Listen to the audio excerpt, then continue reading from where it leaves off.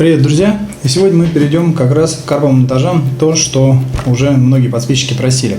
Я в предыдущем видео рассказал об этом боксе. И сейчас я буду как раз перед тем, как сделать карповый монтаж, первый показать вам покажу, в принципе, как я мониторю предыдущие крючки. То есть, что такое мониторь? Я их проверяю на то, чтобы они были не тупые, на то, чтобы оплетка была нормальная, не бракованная, потому что любой обидный сход это будет неприятность.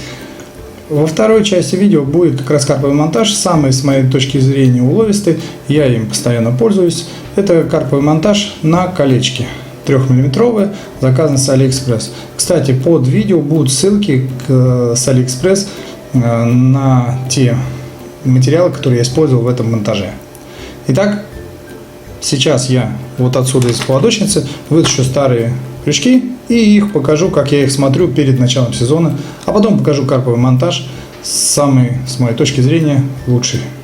Сейчас я выложил все крючки свои, которые буду проверять. Я делаю это каждый год перед сезоном, через месяц, я думаю, все-таки распогодится и можно будет ехать на рыбалку. Но предварительно хочу подготовить, естественно, монтажи. Прежде чем монтировать, я, естественно, всех проверяю, абсолютно каждый крючок, который в том году я ловил. Как я это делаю?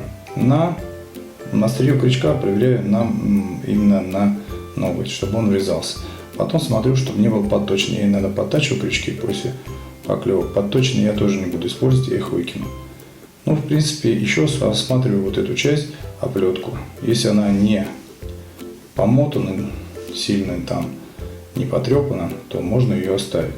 Ну, в принципе, вот этот монтаж, вот этот крючок, он более-менее нормальный. Я вот его откладываю. Здесь вот разные достоинства крючки, все остальное. То есть вот, нет, вот это все подржавел даже как-то. Видать, я его подтачивал, он подржавел, он мне уже не подойдет. Вот этот крючок, он плохо колется, втыкается плохо, скользит по ногтю. Ребят, скажу честно, не надо его подтачивать, не надо его оставлять на следующий год. Победный сход рыбы, прямо перед вами 5-7 килограмм сойдет. Это того не стоит.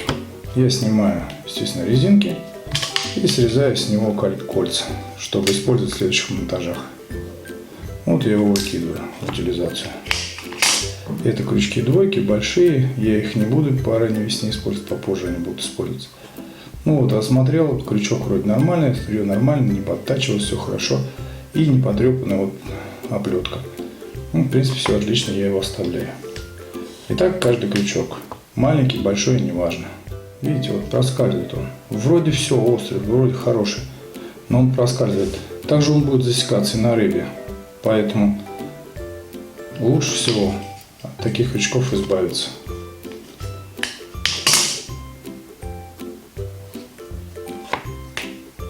Оставляю расходники, которые пойдут, возможно, на следующий монтаж. Остальное все выкидываю. Вот этот монтаж, у меня его много, мне он нравится. Называется «На колечке». Ну, будет профессионально, я вам напишу там.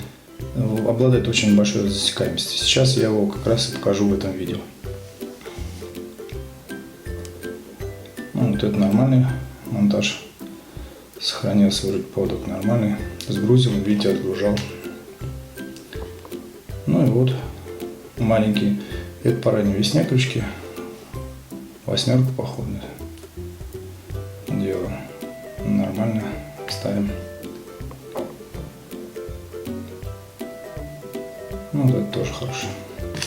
А вот эти монтажи это чудрик, все прочее. Еще вертолеты это. Видите, 5 сантиметров, он как вертолет летит. Сейчас проверим их. О, сразу чувствуется, что вот это все отлично. Этот тогда заменим. Если вы чуть сомневаетесь, лучше заменить крючок. Просто рыба будет брать ваш крючок, и он будет выскальзывать у нее изо рта. Поклевку вы не увидите. Хороший крючок вы сразу поймете, он сразу впивается, сразу держит. Если вы чуть-чуть сомневаетесь в крючке, лучше выкиньте.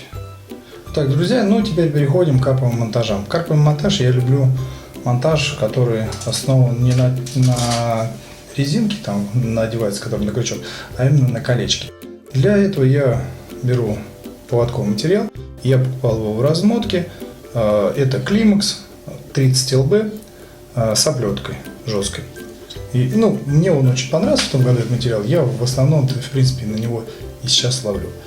Ну, я отмеряю сейчас, для того, чтобы монтаж сделать, где-то поводок 17, там будет 20 сантиметров, беру 35 сантиметров, ну, с запасом, если что, чуть-чуть пару сантиметров отрежу. Вот. Ну, возьму 33, потому что там слишком большой запас. Тем более, когда вы начнете покупать это все, поводку материал лучше не жалеть, на нем деньги купить фирменный, по причине того, что, ну, когда будет обидный исход на некачественный материал, вы поймете почему. Вот. И отмеряю для того, чтобы снять оплетку, где-то 14 сантиметров.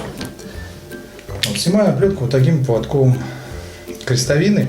К сожалению, она очень дорого стоит, 500 рублей. В фирменных магазинах, но альтернативы вот по качеству ее нету. Делаю, в принципе, уже начинаю снимать. Ну а теперь я, наверное, камеру поближе переведу и буду уже вам здесь поблизости показывать свои руки, как я что делаю. Вот поближе фоксовская крестовина, ей нет замены, она снимает оплетку, также затягивает, тот крючок есть, расширяет узлы и вот тоже расширяет узлы. В принципе, очень хорошее приспособление. Вот я снимаю оплетку 14 сантиметров, вот эта часть снята.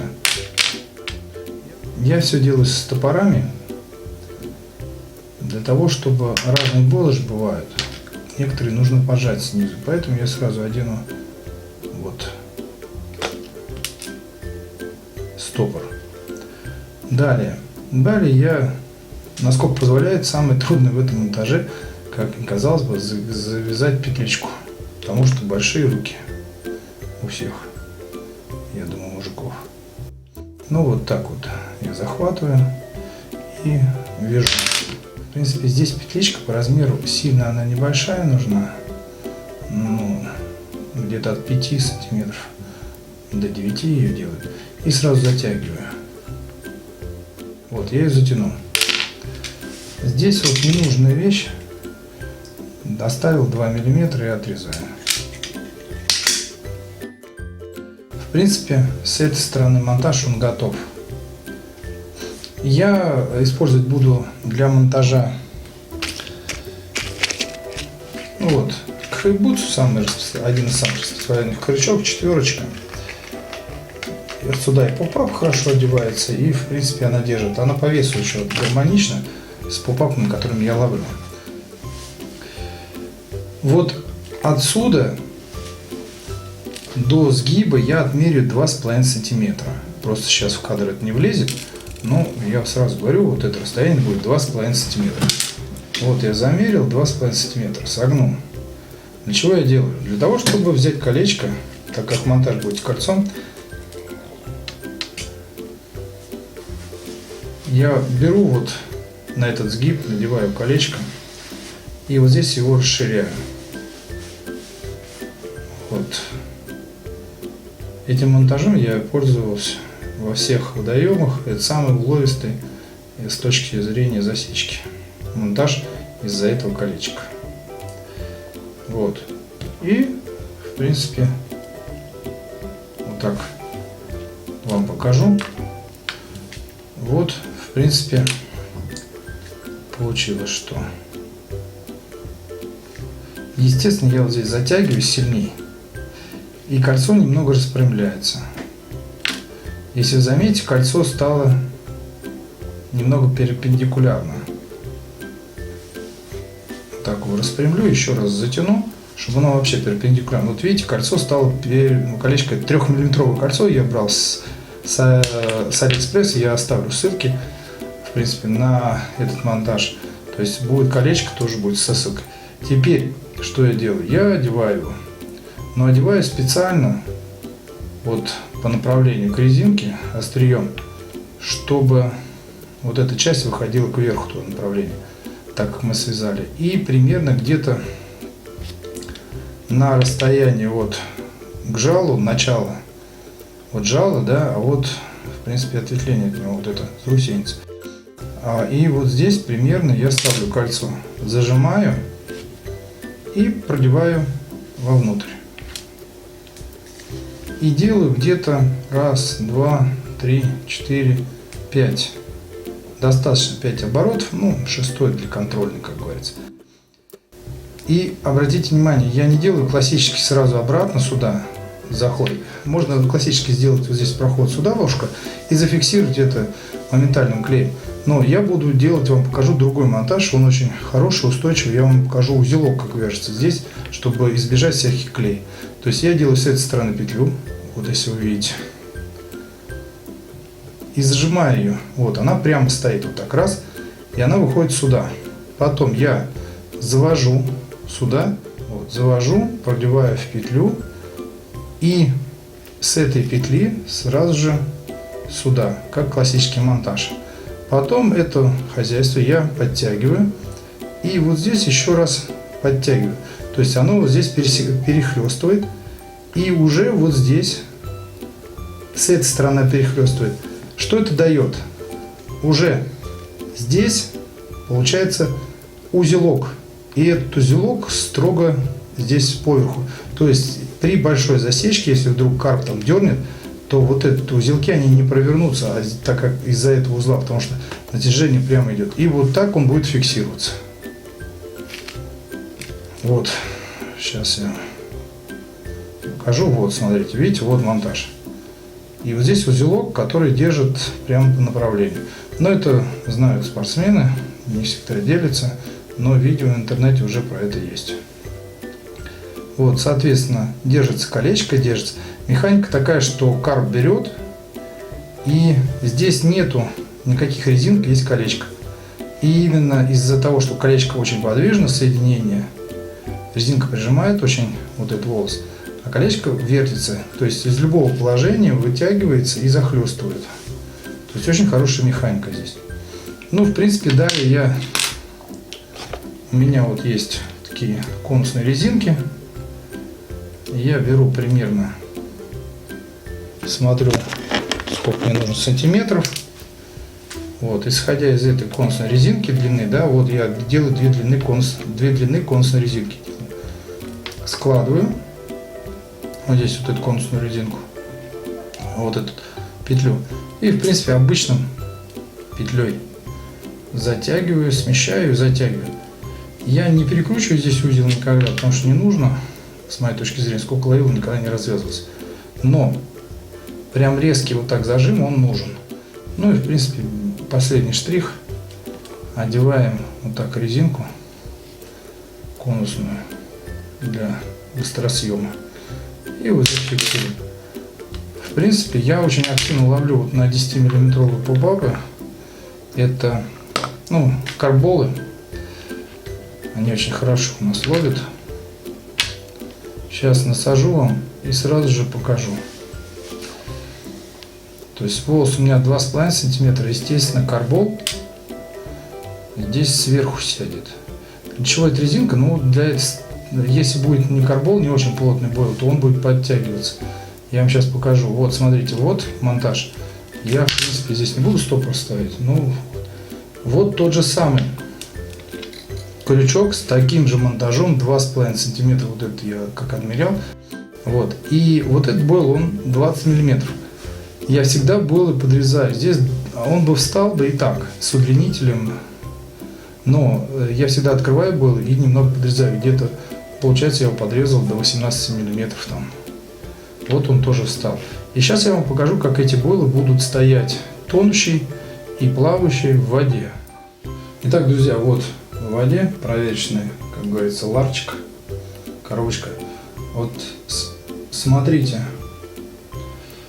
Вот с попапом 10-миллиметровым стоит. Прям вот в аккурат на крючке, прям на острие крючке. Это же о чем говорит? То есть, если когда он будет падать, этот монтаж, то в принципе он, даже если будет там сильно заилено, он остановится сверху ила. Крючок не утонет внутрь.